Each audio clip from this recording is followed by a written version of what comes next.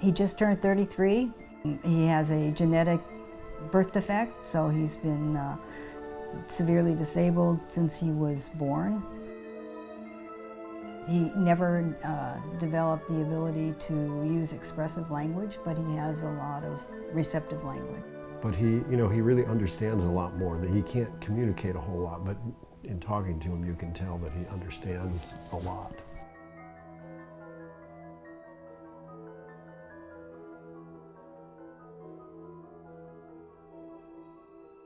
When he was born, he had sort of a dysmorphic quality, and there were things that would be pretty subtle, but the doctor recognized right away that something was not quite right.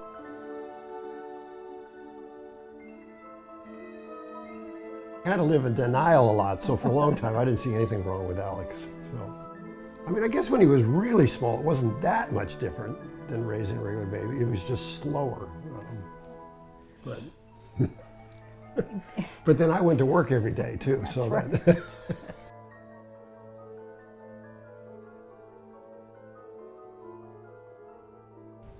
Well, the first thing we had to adjust to was the fact that he was going to need lifelong support.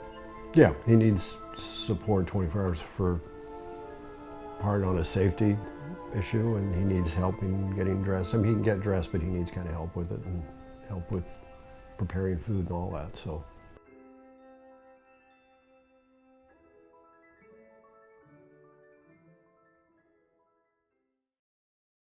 Sandra has lived with us for 8 years, and actually she worked with Alex for 2 years prior to that, so she's worked with Alex for 10 years, and then she was in a spot where she needed somewhere to live, and we ended up letting her move here with her 2 little girls at the time. Let's see, Jasmine was 1 and Daisy was 6? Yeah. 1 and 6, so they've lived with us for 8 years now.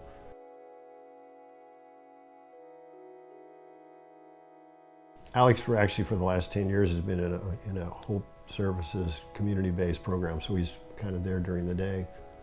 Sandra will be kind of his roommate, and then Hope has hired a companion, somebody to cover the afternoons now, because Sandra covers the nights, and she gets him up the next morning and off to Hope.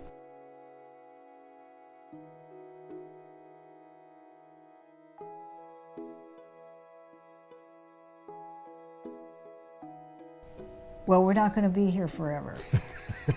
So in order to kind of meet that challenge head on, we needed to figure out a way to live separately from Alex, because even though our house is pretty big, it's all one place.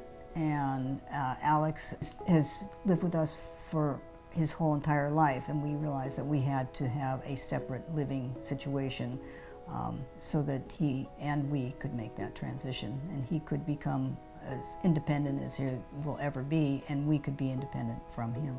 That same time, Ruthie had a friend that had mentioned that in Half Moon Bay they were making it easier to build ADUs. So we started going, wow, that would be cool. Maybe we could build a cottage in the backyard and move there. And there's kind of a square footage issue, and that we ran into that problem. So we couldn't really do what we wanted first, a standalone. So we were going to have to build it and take part of the existing house. I think one of the most important things to us was that this be a place where there was a lot of light and natural light. You have to really focus on utilizing every bit of the space. I think a regular house, there's a lot of wasted space in it. Okay, the master bedroom, which is small, but we felt like we would rather focus on having the main room where we put all the space. So on the other side of that wall is the dining area and the kitchen of the main house, and this is the wall that we put between the 2 houses. This has been existing, but on the other side of this is the living room to the main house. It's got the fireplace right here. Yeah, in fact, the fireplace in the main house is here. So.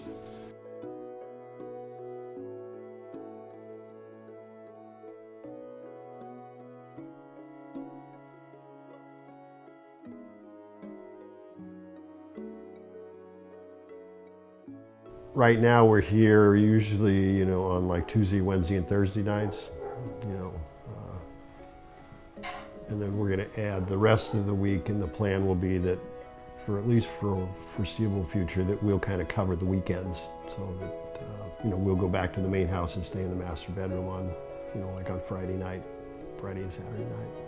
You know, he doesn't really show that much interest in wanting to be out here with us. He'd much rather be with Sandra and the girls. There's much more going on. He'd rather just kind of be in, I think, a space that he really is comfortable in and enjoys. And coming out here and getting comfortable in a brand new space is not, I don't think he's interested in doing that. It's really hard to explain, but there's been a sort of a flow to it over the last, I'd say, 15 years, where, you know, caregivers have provided more and more of his care, and we've been providing less and less. It's like his development has been really slow. But I think that in the end is pretty much in sight. I see that we will be able, if we choose to do it, to be living in the unit 7 days a week.